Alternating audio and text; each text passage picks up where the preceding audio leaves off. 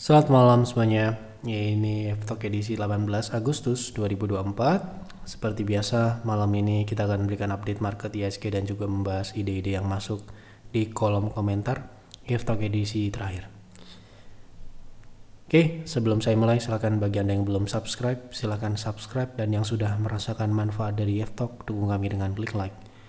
Kita mulai dari IHSG. Hari ini hari Minggu. Seperti biasa, kalau hari Minggu kita akan melihat IHSG di Stockholm yang sudah dipublikasikan mungkin tadi sore. Mungkin Anda sudah baca. Kalau yang belum baca silahkan dibaca. Jadi setelah minggu lalu kita melihat penurunan di bawah atau di area target, ya area target ini memang belum mencapai target maksimal dari wave kedua, namun IHSG breakout, ya artinya wave kedua ini sudah terkonfirmasi selesai. Dan saat ini IHSG masuk ke wave ketiga naik dengan target seperti yang kami sampaikan pada saat breakout. Kami langsung update di malam harinya di F-Talk. Target pertama sudah tercapai, ya seperti Anda lihat sudah tercapai, ya di 7.450. Kemudian target berikutnya, target ekstensi area adalah 7.570 sampai dengan 7.580. Ya, jadi wave ketiga ini kemungkinan kenaikannya hingga level area ini. Ini adalah target wave ketiga. Jadi jika itu terjadi, berarti penurunan wave keempat nanti kami perkirakan masih akan lebih tinggi dibandingkan wave kedua. Wave kedua kemarin hanya turun di level 7.000, tidak sampai dengan 6.960 yang Anda lihat di sini terdapat gap terbuka, ya. Jadi wave keempat nanti perkiraan saya tidak akan menutup gap tersebut. Mungkin gap tersebut akan ditutup di tahun depan atau mungkin di wave selanjutnya, ya pada siklus yang baru nanti. Baik, seperti itu untuk IHSG. Silahkan Anda baca, Anda pelajari saja. Yang jelas kita tidak trading IHSG, namun kita perlu mengetahui kondisi market, ya. Oke, kita langsung masuk ke pembahasan saham yang pertama. Prediksi Antam, Pak, bisa pullback sampai berapa? Menarik untuk swing. Oke.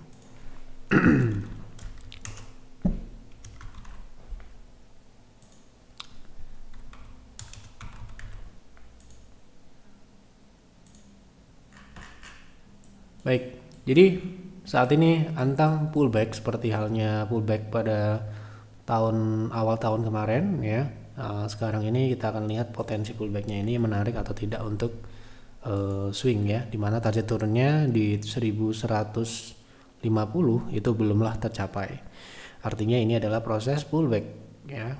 Pullback ini berapa potensinya, ini yang bisa menentukan apakah saham ini menarik atau tidak untuk swing.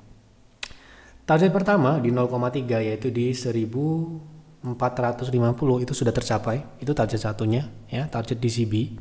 Kemudian target berikutnya ada di 0,5 dan kemungkinan harusnya kalau dia bisa lewatin DCB potensinya bisa sampai dengan 0,6, yaitu di sini terdapat gap, ya. Jadi kita bisa lihat potensi swing ini bisa mengarah ke area gap tersebut. Berapa besar menarik atau tidak tergantung berapa persen, ya, upside-nya.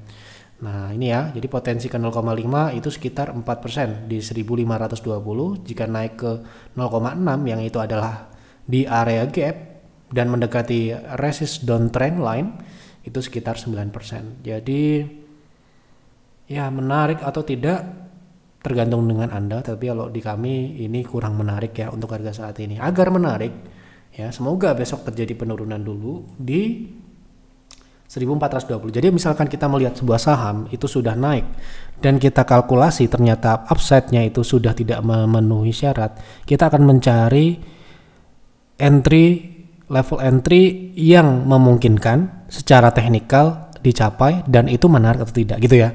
Jadi misalkan nih sekarang harganya di 1460, upside cuma 9%, artinya kalau kita mengacu aturan di PTR harus di atas 10%, berarti kan sudah pasti tidak menarik, ya, buat kami tidak menarik. Sehingga kita harus mencari apakah masih mungkin dalam proses ke target tersebut ada koreksi dulu agar nanti kita dapat harga yang lebih rendah sehingga upside-nya akan lebih besar, bisa memenuhi syarat, gitu, ya. Nah ini.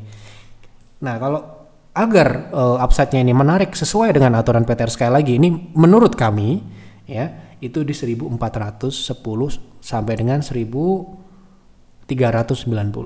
Jika dia turun ke situ, barulah upside ke level 0,6 1590 sampai dengan 1600 itu di atas 10% atau menarik buat kami. Ya, sekali lagi kalau Anda mau ambil harga sekarang dan Anda anggap itu menarik, nggak apa-apa, sah-sah aja, boleh-boleh aja gitu ya. Jadi jangan terlalu ngikutin kami. Kalau ikutin kami akan agak-agak harus sabar ya. Memang harus nunggu turun dulu, nunggu breakout dulu, nunggu itu. Jadi memang kita punya aturan seperti itu.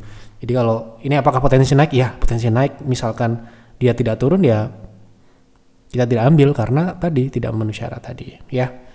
TP1-nya kalau misalkan dia turun dulu ya, misalkan dia turun dulu itu TP1-nya aja 8% ya. Jadi kalau Anda mau upside-nya sama dengan potensi yang kita harapkan di PTR, ya paling tidak Anda menunggu koreksi dulu di 1410 sampai dengan 1390 ataupun 80. Nah, stop loss-nya di bawah EMA 60 itu 1365.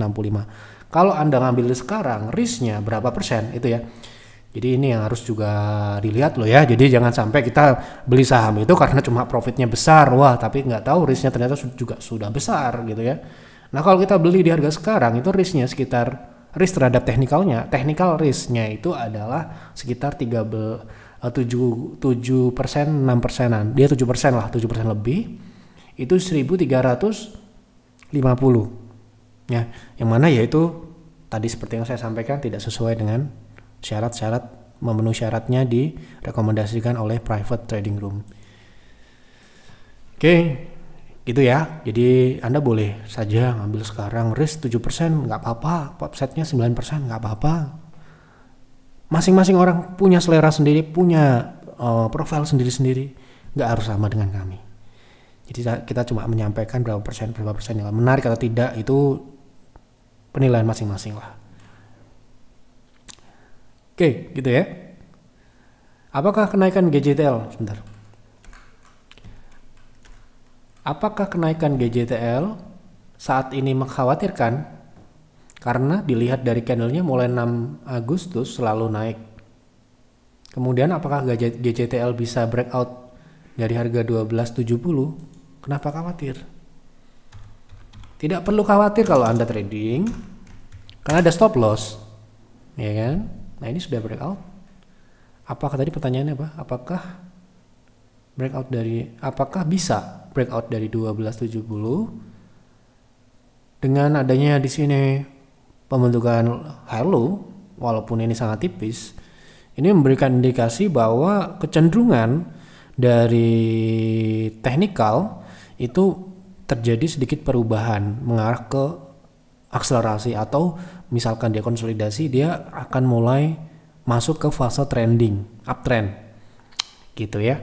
Jadi apakah bisa dia breakout? Saya rasa bisa-bisa aja. Dan ini apakah berbahaya, mengkhawatirkan? Dalam trading kita tidak pernah khawatir, tidak pernah cemas, tidak pernah gelisah. Kenapa? Karena kami punya trading plan. Jadi misalkan kita mengharapkan dia breakout tetapi tidak breakout, ya kita tinggal eksekusi cut loss ya. Gitu ya, jadi nggak perlu khawatir, tidak perlu cemas, ya, gitu. Jadi kalau kita lihat dari teknikal ini wajar-wajar aja ya, ketika dia sebelumnya ini ya breakout pun juga dia seperti ini, secara karakteristik memang seperti itu ya. Yang kita khawatirkan adalah misalkan seperti kemarin pembahasan terakhir, sahamnya itu downtrend, kemudian setiap opening dia open gap up, ya artinya price maker mengharapkan ada yang ngebid harga yang lebih tinggi supaya dia bisa buang barang. Nah ini case yang berbeda ya, mungkin disamakan tidak sama ya. Setiap price maker punya cara dan gaya yang berbeda-beda, tapi kita bisa deteksi itu dari polanya dan sebagai trennya, kondisi trennya seperti apa. Kalau kita lihat gajah tunggal ini kan dia sedang tren naik ya, gitu. Malah biasanya kalau tren naik ini price maker ingin dapat harga turun, biasanya sesi 1 diturun dulu supaya bisa dapat, supaya banyak orang jualan dan dia dapat, lalu harganya dinaikin lagi, besok lagi diulang lagi seperti itu. Itu sesuai pengalaman saya. Kalau ada yang lain yang berbeda ya nggak apa-apa. Itu pengalaman saya dulu waktu saya masih di sekuritas seperti itu. Biasanya pembukaan sesi pagi dan sesi siang itu akan berbeda. Kalau sesi pagi mereka akan jual barang beberapa untuk menurunkan harga, ya kan, supaya secara harga akan lebih rendah, dan nanti di sesi 2 mereka udah siapkan untuk mengakumulasi barang-barang yang dijual oleh retail gitu ya, misalkan seperti itu. Sekali lagi ya, itu kalau kita menggunakan analisis. Tapi kan dalam trading ya seperti yang saya sampaikan seringkali ya, kita tidak perlu memusing-musingkan price maker itu mau ngapain. Yang jelas kita lihat teknikalnya bagus, kita buat trading plan-nya, jalankan itu, nggak usah khawatir, nggak usah cemas. Kalau Anda masih khawatir dan cemas, jangan trading ya gitu. Karena trading membuat kita menjadi anxiety ataupun cemas, gelisah, itu kan menjadi gangguan kesehatan ya. Dan itu nggak boleh gitu loh. Makanya kalau kok saya kok deg-degan ini, jangan trading. Juga jangan pegang saham, peganglah obligasi, peganglah reksadana pasar uang, peganglah deposito. Nah, ya, namanya saham ya, itu adalah aset berisiko tinggi. Ya dah, sehingga Anda harus mau tidak mau, suka tidak suka ya harus tenang menghadapinya gitu ya. Kalau Anda khawatir nih, ini gimana nih, gimana itu, karena ada trading plan. Kalau di kami sudah jelas trading plan, stop loss di berapa, TP berapa banyak yang dibeli gitu kan. Itu nggak perlu panik, udah ikutin aja, ya kan? Tinggal jalannya aja dengan konsisten, baik-baik aja. Gitu. Tapi kalau memang seperti itu pun masih deg-degan, masih ada rasa cemas, itu kan memang setiap orang punya profil beda-beda ya. Ada yang memang seperti itu, jadi tidak perlu dipaksakan. Saya sarankan tidak perlu dipaksakan. Saham bukan satu-satunya aset yang bisa membuat Anda mencapai tujuan keuangan. Ada aset yang lainnya mungkin bisa Anda terima toleransi, ya itulah ambil aja ya. Dan juga tidak perlu memaksakan diri misalkan harus ikut JF Advisor, karena JF Advisor pasti akan ada stop loss, ada cut loss dan sebagainya ya. Itu sudah jelas kami sampaikan berkali-kali, beribu-ribu kali di dalam JF Talk dan juga di artikel-artikel kami dalam hal risk management dan sebagainya ya. Jadi rasa khawatir itu saya rasa bisa dieliminasi dengan itu. Kita sudah siap dengan risk, ya itu akan hilang dengan sendirinya. Kalau kita tidak siap dengan risk, mau berapapun itu risknya, ya akan cemas, dihantui terus ketakutan dan sebagainya. Itu sedikit tadi ada kata-kata khawatir ini, saya perlu menyampaikan ini ya. Jadi saya menyarankan kalau Anda ada rasa-rasa takut, ada rasa-rasa tidak tenang, mengganggu tidur, mengganggu pikiran ya, menjadi kepikiran lagi kerja, misalkan Anda kerja punya bisnis, Anda punya ini, kemudian Anda kepikiran karena saham tersebut, saya sarankan exit aja. Itu akan lebih baik karena kesehatan itu nomor 1 ya. Percuma sia-sia uang yang Anda kumpulkan itu banyak tetapi Anda khawatir, deg-degan, itu kan nggak, namanya kan jadi merugikan ya. Walaupun rugi itu tidak selalu dalam hal uang ya, tapi kesehatannya ruginya gitu ya. Itu yang selalu saya tekankan dan sarankan. Jadi kalau Anda tidak siap, tidak punya waktu, jangan trading. Kalau Anda mau investasi, tidak punya waktu tapi Anda siap dengan risiko saham, ya Anda masuklah investasi ya. Tetapi kalau Anda tidak siap dengan risiko, jangan ngambil saham ya. Ambillah reksadana pasar uang atau obligasi atau apapun itu yang fixed income ya kan gitu. Mau dividen investing sekalipun Anda harus siap dengan harga saham yang turun loh ya. Jadi ini harus saya edukasi karena memang saya banyak mendapatkan, karena ini banyak promo jadi banyak member baru, jadi ketemu orang-orang yang memang belum siap dengan saham ya. Tidak semua orang siap dengan saham. Mungkin dia siapnya cuma profit tapi nggak ngerti resiko. Nah itu ya, itu sangat-sangat berbahaya sekali. Itu merugikan kesehatan Anda. Jangan memegang saham kalau seperti itu ya. Itu saran saya. Jadi jangan sampai ada rasa khawatir ya dalam memegang saham. Kalau Anda rasa khawatir, buang, tukarkan ke investasi yang lebih aman, lebih rendah resikonya. Ya tidak ada yang investasi aman ya, tetap obligasi pun bisa gagal bayar ya. Ada ya obligasi yang mungkin Anda harus pelajari dulu ya, tetap harus ada analisa juga gitu, tidak bisa sembarangan juga gitu ya. Properti juga ada yang sulit dijual, tidak liquid, ada risikonya, tetap ada risiko, semua ada risikonya, dan itu risiko harus di manage, tidak mungkin dibuat zero ya kan, zero risk. Bahas saham JARR, swing target berapa? Oh iya saya lupa, mohon maaf banget, ini titipan admin tadi ya. Ini untuk promo Merdeka, saya selalu lupa kalau promo silahkan Anda tanya admin ya, masih ada tidak. Ini untuk pakai 3 bulan PTR sudah sold out ya. Kemudian ini juga sudah sold out untuk Bull Center. Jadi untuk Bull Center ini ada 12 bulan juga sold out, jadi sisa 6 bulan. Jadi silakan Anda lihat di deskripsi ya. Kalau Anda mau lihat di website silakan, promo Merdeka ini masih ada berapa untuk saat ini, Anda bisa cek di situ ya. Jadi silakan Anda pakai promo ini kalau Anda mau, kalau nggak mau nggak usah ya gitu ya. Ini promonya sampai hari ini, malam ini ya, terakhir ya. Oke. Bahas saham JAR untuk swing target berapa? Oke.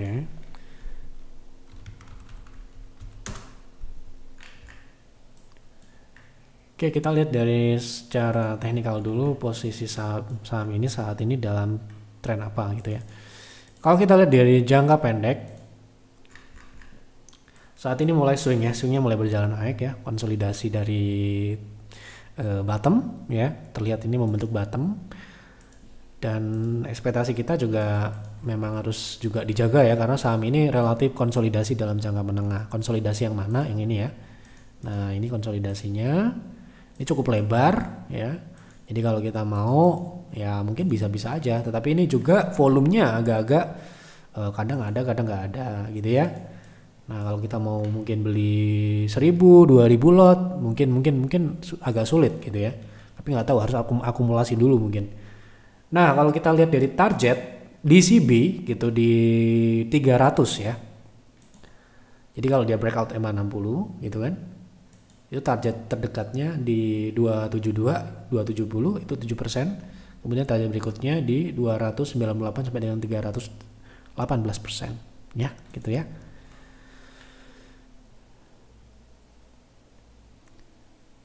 Malam Pak F, Inco untuk investasi menariknya entry di harga berapa, stop loss dan TP-nya di harga berapa? Terima kasih Pak F ya.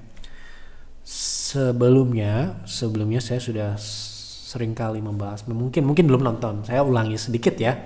Kalau kita mau berinvestasi, saya akan berinvestasi ataupun peers akan berinvestasi.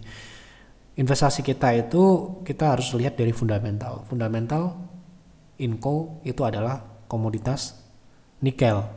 Nah, kalau nikelnya belum bullish, di harga berapapun ya kita nggak akan beli, gitu ya. Nah, pertama yang kita lihat adalah ini SOP-nya seperti ini ya. Jadi misalkan, wah, apakah Inco menarik? Kita lihat dulu ini, ya kan? Nah, oke, apakah ini sudah masuk ke siklus bullish? Lihat bullish dari mana gitu ya. Nah, ya kan? Jadi ini jelas belum masuk di harga berapapun. Kalau mau trading itu hal yang lain ya, tapi kalau investasi ya kan masuk di harga berapa? Ya pertanyaannya ini mohon maaf menurut saya kurang tepat. Tapi apakah saat ini momentumnya sudah baik untuk beli saham Inco? Gitu kan? Kenapa? Karena kalaupun harga saham ini naik tetapi fundamentalnya belum naik kan nggak mungkin dibeli. Kalau investasi kan fundamental yang dilihat. Ya kan, barulah kita lihat teknikalnya untuk apakah saham ini sudah terlalu tinggi, apakah saham ini sudah layak untuk dibeli, dan sebagainya, gitu ya. Jadi untuk saat ini mau Inco, mau komoditas yang lain, saham-saham yang revenue streamnya dari komoditas ini, ya saya rasa belum waktunya, gitu ya. Jadi kalau sekarang ini mungkin lagi naik, ya kan, mungkin saja dia trading, ya. Mungkin saja untuk trading karena ini naik dan turun ya biasa gitu, namanya saham belum suspend ataupun belum delisting ya naik dan turun gitu ya. Jadi kalau kita melihat saham ini lagi naik, apakah ini lagi invest? Belum tentu ya, harus dilihat dulu ya kan. Nah gitu ya, jadi nggak mungkin saat ini saya belum bisa jawab harga berapa bagusnya untuk beli, tetapi saran saya Anda perhatikan komoditas nikel baru memutuskan untuk masuk di saham ini gitu ya.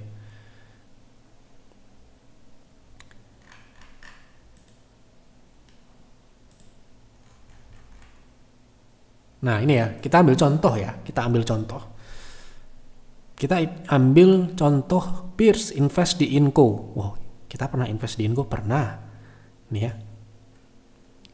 Kita Inco invest di November 2021 ya, di sini ya, sebelum dia naik ini ya. Nih ya, 21 November 2021, sebentar ini ya, kita tunjukkan apakah karena sahamnya ini naik. Tidak, Sahamnya udah naik dari 2020. Karena apa? Karena memang nikel sudah terkonfirmasi uptrend. Gitu loh. Nah, ini ya. Sebelumnya, ya kan? Ya kan? Nah, sebelumnya ini kita harus konsisten dengan apa yang kami katakan tentunya. Kita baru akan masuk ketika memang nikel sudah bullish. Ya. Bulan September dia sudah diresist ya, sudah diresist yang menentukan dia akan bullish atau tidak, ya. Yaitu di 19-20 ribu. Barulah di November ya, dia mulai naik ke 21 ribu. Nah, inilah awal dari siklus naik nikel.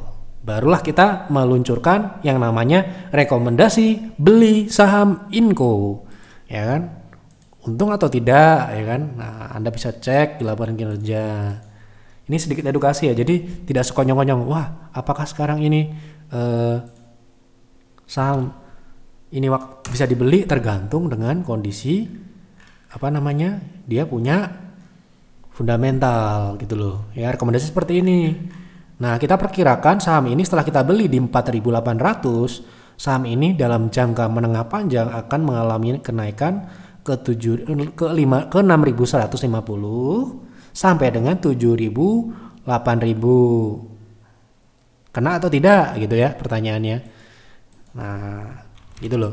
Jadi kita tidak bisa mematok di berapa harga bagusnya, orang nikelnya belum naik ya kan.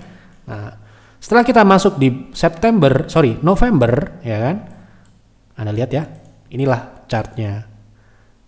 Ya kita dikasih profit cepat ya alhamdulillah gitu ya. Nah, ya kan? Tidak di harga terbaik memang, tidak di harga yang bawah tapi kita memang dalam investasi fundamental pertama yang dilihat, bukan teknikal. Teknikal di terakhir kita lihat. Jangan sampai kebalik. Nah, teknikal dulu baru fundamentalnya, nggak nyambung ya kan. Biasanya digunakan dalam investasi nyangkut ya kan, nyangkut lihat fundamentalnya kan. Kalau nyangkut beli tanpa analisa, kemudian wah kok turun, lihat fundamentalnya. Nah, bisa investasi. Nah, tidak seperti itu. Kalau di kita SOP-nya adalah fundamentalnya dulu, fundamentalnya pun dilihat makro-mikronya seperti apa ya. Kemudian baru dilihat dalamnya seperti apa. Apakah dia unggul di sektor ini, barulah kita lihat proyeksinya ya. Jadi kalau kita investasi itu yang dilihat bukan sekarang aja, tetapi beberapa waktu ke depan ya kan? Gitu ya. Oke, kalau untuk saat ini saya rasa Inco belumlah waktunya untuk masuk. Tapi kalau mau trading ya selama dia ada potensi swing ya boleh-boleh aja gitu ya. Begitu ya jawabannya. Mungkin tidak memuaskan ya jawaban seperti ini, tetapi ya kita jawab apa adanya. Kalau kita nggak bisa memastikan harga sekarang atau bulan depan atau tiga bulan lagi gitu, karena memang tugas kita hanyalah mengikuti marketnya bagus kita ikutin, kita masuk di situ. Kalau belum bagus ya kita tunggu di harga berapapun. Kalau sudah bagus ya kita beli gitu ya. Itulah bedanya dengan trading dan investing secara praktek, bukan teori ya. Oke. Selamat pagi Pak Yep, mohon izin konsultasi. Jika berkenan saya mohon saran. Saya terjebak GGRM 25.000, prediksi potensi kedepannya kira-kira gimana? Jawabannya saya ucapkan terima kasih banyak, berkah selalu, terima kasih. Jadi begini ya, mungkin pertama kali konsultasi. Nah, konsultasi selanjutnya saran saya berikanlah keterangan. Saya beli saham GGRM ini untuk investing ataupun untuk trading, karena kacamata yang saya pakai ya kan itu berbeda dalam melihatnya. Kalau Anda trading, harga saat ini sudah berapa? Nah, saya akan melihat teknikal jangka pendeknya. Kalau Anda bertanya, saya investing, saya akan luruskan apakah memang GGRM ini layak untuk di hold atau tidak gitu. Nah, itu ya. Jadi sampaikan tujuan Anda itu mau ngapain di sini. Di GGRM ini Anda mau ngapain? Mau trading, cuma mau trading aja, tetapi kecelakaan kemudian ngangkut, kejebak, atau memang plan saya jangka panjang Pak gitu, mencari fundamental ya. Nah, saya akan luruskan nanti fundamental seperti apa. Kedua, belum selesai dari situ, Anda sampaikan berapa besar dia punya di portofolio, ya kan? Persen ya, saya nggak tanya berapa juta, berapa ribu lot, nggak tanya itu. Tanyanya berapa persen Anda punya. Barulah saya akan bisa memberikan jawaban yang lebih, ya bisa dikatakan mungkin akan lebih membantu Anda. Kalau cuma tanya teknikalnya seperti apa, ya saya akan jawab teknikal apa adanya, nggak tahu ini akan menyelesaikan masalah Anda atau tidak. Karena masalahnya sendiri tidak lengkap, tidak bisa kita buat solusinya kalau kita tidak lengkap informasinya, gitu ya. Nah, punya GGRM di kira-kira Anda mau exit itulah ya, secara simpelnya. Apakah peluangnya ini terakhir kita bahas potensi saham ini masih akan lanjut downtrend ya, karena masih downtrend. Nah, secara teknikal apakah saham ini bisa kembali ke harga Anda punya barang gitu ya. Nah, kita akan melihat hanya teknikal saja ya. Di sini kita lihat dari posisi saat ini dia sedang mungkin rebound seperti ini ya. Nah, ini ya. Kalau saya rasa saham ini masih akan dalam penurunan yang lebih jauh dalam jangka panjang ya. Ini masih akan turun setidak-tidaknya, kemarin kita sudah bahas ke bawah 10.000 ya. Sudah saya bahas juga 8.900, terdekat mungkin di 13.500. Nah, sebelum turun ke support-support selanjutnya ini, keberapakah kira-kira misalkan saya punya barang di atas untuk kita bisa distribusikan secara bertahap gitu ya. Pertama, di sini ada 16.800. Ya, di atas 16.000 itu mungkin adalah area exit terdekat. Ya. Kedua, ya. Semoga tidak turun lebih dalam saat ini, sebelum turun ke sana ada kenaikan dulu gitu kan. Itu sampai dengan 17.900. Ini kebetulan memang ada di sini dia punya level yang penting, ya. Jadi area inilah secara teknikal yang possible, yang mungkin, dan relatif ya nggak gampang dan nggak sulit juga untuk ke sana selama market masih memang mendukung ya. Lah ini lihat ya, ISG sudah mau cetak rekor aja dia malah masih turun, masih di dalam belum ada perubahan gitu. Artinya apa? Berat ya untuk naik dia. Ya. Untuk sebuah saham naik ya, kalau internalnya tidak baik, market naik pun dia naiknya nggak sebesar market gitu ya.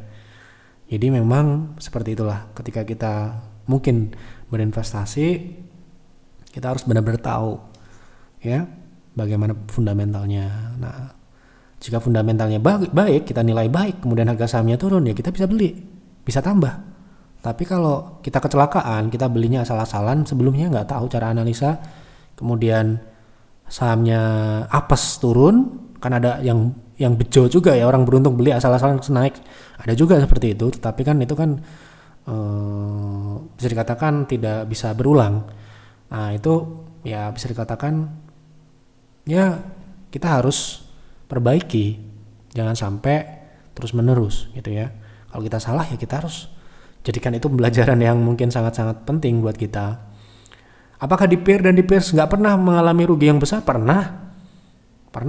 Di dalam kinerja ini ada saham-saham yang kita harus jual dalam posisi rugi ya. Dan itu ya seperti yang saya sampaikan di awal tadi ya, jangan dikira ini untung semua ya, ada yang rugi juga ya, ada yang kita harus jual dalam posisi yang tidak sesuai, ada. Tapi ya itu adalah sebuah resiko yang kita terima. Nah ya sekali lagi kita selalu mengedukasi resiko, dan memang kita memang mengalaminya, dan kita harus siap untuk itu ya. Jadi kalau misalkan ruginya sekarang besar ya, kalau kita mindsetnya udah dibenerin, kita berharap perbaikan ke depan, strategi ke depan lebih baik ya, cepat atau lambat modal Anda akan kembali dan keuntungan akan Anda dapatkan. Tapi kalau Anda terus-menerus menjalankan metodologi investasi yang memang keliru, ya sulit untuk kembali ya. Itu sudah barang pasti kalau itu ya. Jadi kita harus melakukan hal dengan kehati-hatian yang super, karena kita berhadapan dengan monster ya. Ya kita anggap monster, kenapa? Karena memang resikonya sangat besar ya. Berapa banyak orang yang nyangkut di saham karya ya kan, BUMN karya, mengingat saham BUMN punya negara gitu, dikiranya yang jamin negara gitu. Saya banyak mendapatkan konsultasi seperti itu. Ada yang nyangkut di misalkan Matahari LPPF dulu di tahun 2018-19 tuh ya. Wah kan store-nya banyak ya, di mall-mall ada Matahari. Siapa yang menjamin ada store uang Anda aman di situ? Belum tentu ya. Nah kita harus benar-benar tahu kalau investasi itu ya. Oke, ini sedikit edukasi sekali lagi ya, karena Yeftalk ini kan sebenarnya ya sarana untuk menyampaikan edukasi ini secara praktek ya, ada case kita berikan edukasi di situ. Jadi mungkin jawabannya akan kesana kesini, tetapi saya harapkan itu akan menjadi manfaat ya. Malam Pak ya, keberapa target naik saham PPR TP pertama sama keduanya, di berapa cut loss di berapa? Terima kasih, sehat selalu. Oke. Mari kita trading saham ini juga di PTR ya. Sepertinya sudah kena TP ya. Kita akan cek dulu.